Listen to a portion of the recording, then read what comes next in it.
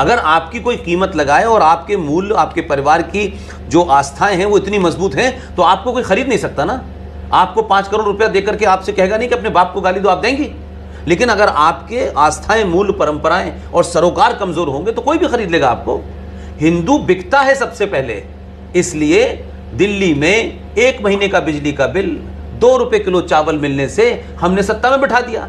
अब वो हज हाउस बना रहा है, अब वो मुसलमान मौलवियों को तनख्वाह दे रहा है, अब रोहिंग्या मुसलमानों को बसा रहा है। तो आप चिल्ला सकते हैं, तो भी वोट तो हिंदुओं ने दिया था। क्या सारी 70 सीटें जो दिल्ली की हैं वो मुसलमानों की वजह से जीत गया? वो 2, 4, 5 सीटें जीता होगा। तो हिंदू कौन सा हिंदू, तो कौन सा हिंदू को आप कहेंगे कि ये राष्ट्र के प्रति समर्पित है? ये नहीं है। हिंदू बिकता है। मैंने कहा ना, हमारी औकात इस देश में 2 रुपए किलो चावल से ज्यादा नहीं है। हम अपने आप को महान दिखाएं, बहुत परोपकारी दिखाएं। हम झूठ मक्कारी पे खड़े हुए लोग हैं। लिहाजा केजरीवाल जैसी मानसिकता सत्ता पर रहने के लिए, इससे पहले भी लोग यही कर रहे थे।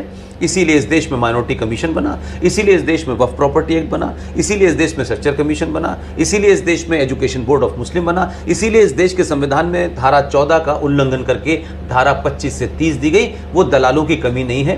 हिंदुओं में सबसे ज्यादा दलाल मिलते हैं, हिंदू जल्दी बिकते हैं। इसलिए आज की पीढ़ी के सामने सवाल यह है कि हम किसके साथ खड़े हों। इसलिए मैं ये मानता हूं कि एक कई लंबे समय के बाद, 700-800 साल के बाद, पहली बार भारत के नौजवान हिंदुओं ने अपने हिंदू होने पे नफरत नहीं है, कॉम्प्लेक्स नहीं है, उन्हें गर्व है। अपनी हजारों साल की जो सभ्यता है वो आपको ताकत देती है कि आपके पूर्वज कौन थे। सब आपके पूर्वज बिकाऊ नहीं थे। लेकिन इतनी लंबी मेहनत के बाद जो आज की जनरेशन में लोग आ रहे हैं, उस वजह से एक नया नैरेटिव हो रहा है। इसलिए आज आप ये सवाल पूछ रही हैं। 10 साल पहले तो ये सवाल भी नहीं लोग करते थे, एमयू के बारे में जानते ही नहीं थे।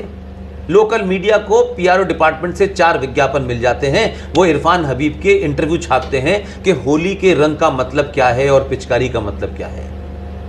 तो दवा तो आप क्या है, वो कभी नहीं बिके।